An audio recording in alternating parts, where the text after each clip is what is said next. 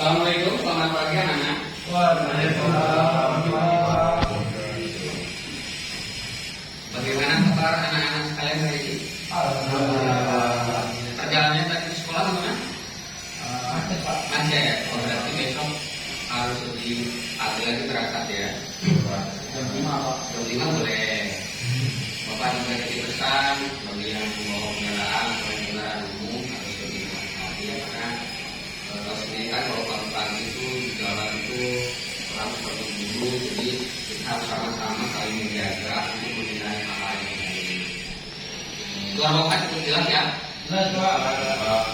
Baik, sebelum kita memulai pembelajaran kita hari ini, Bapak minta kepada saudara kami sebagai ketua kelas untuk memimpin doa. Siap, Pak. Dan sebelum kita mulai pelajaran, kita akan doa dimulai. Doa dimulai. Baik, terima kasih, Mami. Doa. Ada yang tidak hadir hari ini? Itu. Saya Pak. Daya, kenapa? Ada yang tahu nggak Daya kenapa tidak mau? Kebetulan kayak Pak dia begadang di malam Pak. Oke, kita ambil saja ya. Pak. Mami, Ada Pak. Ikram, Ada Pak. Yandri, Ada Pak. Irfan, Pak. Gagan. Berarti yang tidak masuk hari ini 2 orang ya. Oke, baik, terima kasih. Ada yang masih ingat materi yang kita pelajari minggu kemarin? Lupa Pak. Oke. Minggu kemarin kita mempelajari apa itu seni. Nah, ini sekarang Bapak akan menjelaskan lebih mengerucut lagi. Untuk minggu ini kita akan mempelajari karya seni 2 dimensi. Dimana tujuannya sebenarnya supaya anak-anak semua bisa lebih memahami apa itu karya seni 2 dimensi, bagaimana penggunaannya, bagaimana cara membuatnya. Jadi ketika anak-anak semua sudah mempelajari ini, Bapak harapkan bisa diaplikasikan dalam kehidupan sehari-hari.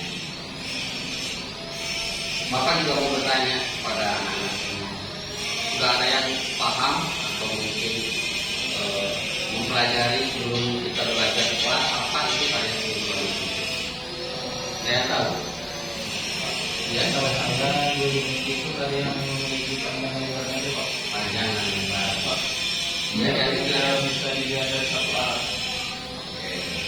Jawaban dari anak-anak semuanya betul, bagus. Bapak apresiasi, berarti walaupun secara pembelajaran kita belum dimulai, saudara ahli dan nanti sudah memahami apa itu karya seni 2 dimensi. Karya seni 2 dimensi adalah karya seni yang memiliki panjang dan lebar saja. Jadi dia hanya bisa dinikmati dari satu sudut pandang saja. Ketika karya itu sudah memiliki volume, berarti dia sudah tidak masuk lagi dalam karya seni 2 dimensi, dan itu akan kita pelajari pada pertemuan selanjutnya. Dan karya seni 2 dimensi juga tidak hanya memiliki satu fungsi saja. Dia tidak hanya sekedar keindahan saja. Karya seni 2 dimensi juga memiliki fungsi sebagai karya seni patrapan, di mana karya tersebut bisa memiliki nilai keindahan dan nilai fungsi. Jadi dia tidak hanya sekedar indahnya saja, tetapi karya seni tersebut ada nilai kegunaannya. Kalau hanya sebatas untuk keindahan saja, itu kita kategorikan dalam karya seni murni. Paham ya anak-anak?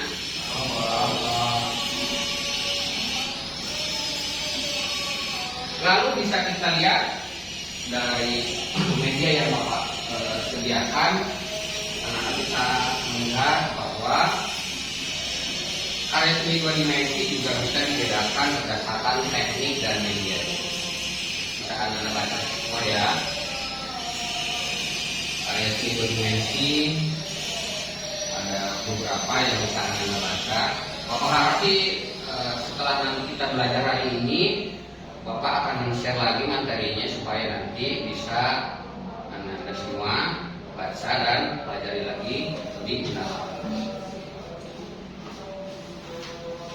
Bapak minta anak semua memperhatikan gambar di atas.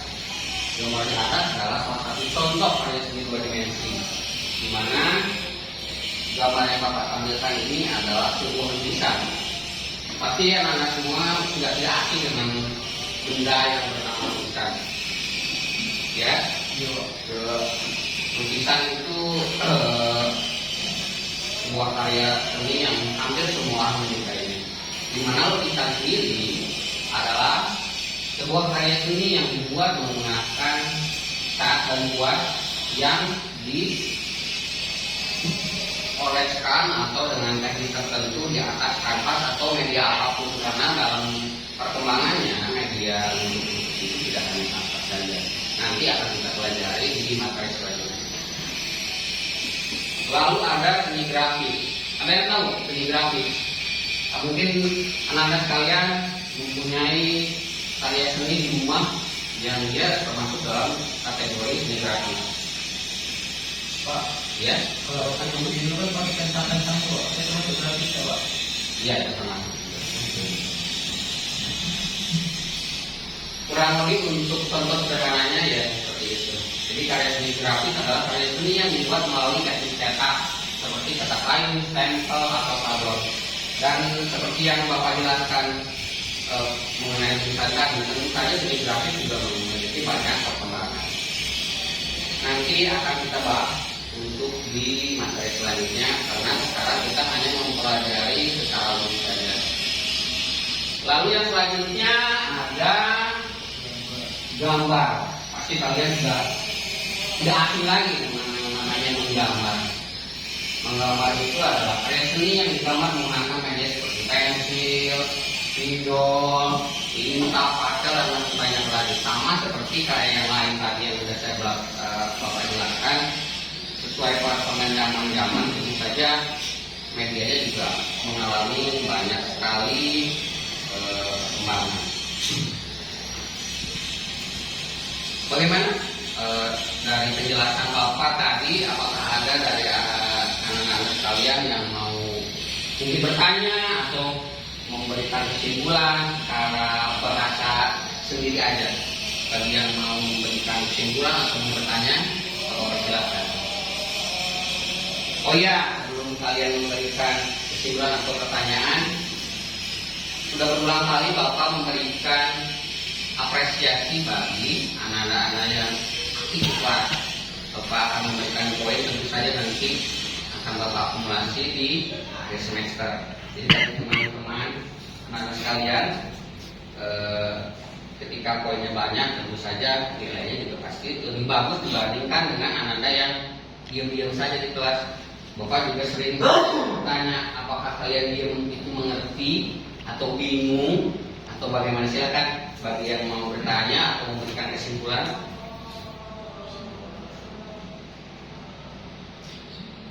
Pakai bahasa sendiri aja, kayak bahasa yang sederhana.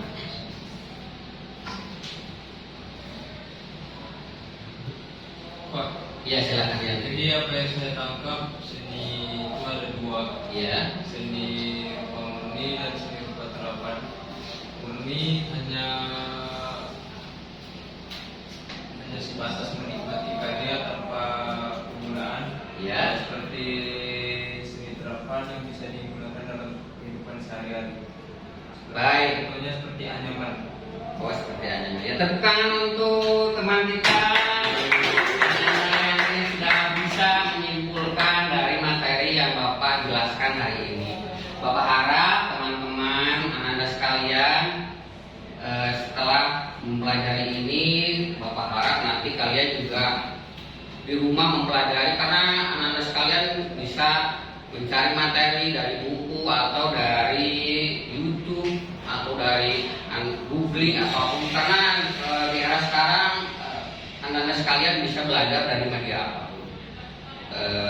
Jadi secara garis besar bisa Bapak simpulkan bahwa karya seni dua dimensi itu adalah karya seni yang hanya bisa dinikmati dari satu sudut pandang saja. Itu yang bisa mungkin menjadi kata-kata yang gampang diingat, satu sudut pandang saja. Kalau satu sudut pandang saja, berarti dia hanya memiliki panjang dan lebar. Bisa dibuat gitu ya. Dan karya seni dua dimensi juga tidak hanya memiliki satu fungsi saja, tidak hanya memiliki keindahan saja, tetapi karya seni dua dimensi juga memiliki fungsi sebagai karya seni terapan.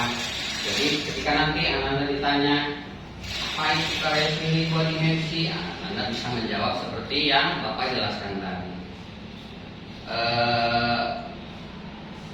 Bapak cukupkan sekian saja untuk materi kita hari ini karena keterbatasan waktu, dan minggu depan tentu saja kita masih akan melanjutkan materi yang kita pelajari hari ini. Tetapi untuk lebih memantapkan pemahaman kalian, Bapak akan memberikan tugas untuk anak-anak semua. Bapak memberikan tugas setiap siswa mencari salah satu karya seni dua dimensi yang sudah Bapak jelaskan tadi. Salah satu aja, anak-anak semua membuat reviewnya, bentuknya apa, dan Bapak minta juga anak-anak mendokumentasikannya dalam bentuk foto. Jadi minggu depan kita membahasnya secara bersama-sama. Nanti anak-anak satu persatu Bapak memberikan waktu untuk menjelaskan di depan kelas. Jadi Bapak harap anak-anak semua mengerjakannya, dan kalau bisa tidak ada kesamaan ya, jadi setiap siswa memiliki karya seni yang berbeda. Masih ada yang mau ditanyakan? Pak, Ya, silakan. namanya Pak gambar yang 3 dimensi Pak. Iya. Seperti timbul Pak. Itu masuk ke mana Pak? Nah, kalau itu akan kita bahas di minggu yang depannya lagi. Biar kalian masih penasaran ya. Jadi Bapak belum kasih tahu sekarang ya. Itu tapi Bapak apresiasi para anak-anak kami yang sudah bertanya kritis sekali. Jadi dia sudah pengen tahu materi yang lebih dalam lagi. Tapi biar pemahaman anak-anak semua lebih fokus, jadi pertanyaan tadi akan Bapak jawab di pertemuan selanjutnya yang membahas tentang yang ditanyakan sama anak-anak kami. Gimana? Ya? Oke, maka sebelum kita menutup pembelajaran kita hari ini, kita sebagai umat muslim, kita tutup dengan membaca hamdalah bersama-sama. Alhamdulillah. Bapak juga titip pesan, nanti kalau pulang berhati-hati di jalan. Apabila membawa kendaraan sendiri harus lebih berhati-hati, jaga kesehatan karena kondisi sekarang cuaca sedang tidak bersahabat.